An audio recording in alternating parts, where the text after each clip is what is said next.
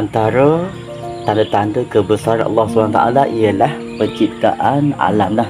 Tak kira lah gunung ganang, bukit bukau, tumbuh-tumbuhan. Jadi bila kita memerhatikan kejadian Allah ni, mari rasa dalam diri kita bahawa kita ni tak ada apa-apa, bahawa Allah ni sangat-sangat hebat, sangat-sangat besar, sangat-sangat berkuasa menjadikan sesuatu.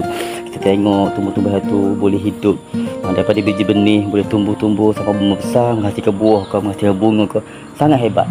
Jadi rajin-rajinlah untuk kita memerhatikan tumbuh-tumbuhan lah.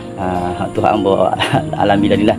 Jadi siapa dia nak beli mesin rumput ni, Abang sure sangat-sangat untuk guna rumah kita, membersihkan halaman rumah kita daripada tumbuh-tumbuhan yang kita toksik, untuk lebih kemah lah kita punya halaman rumah.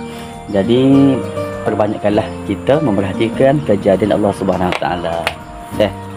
Tekan baikku ni.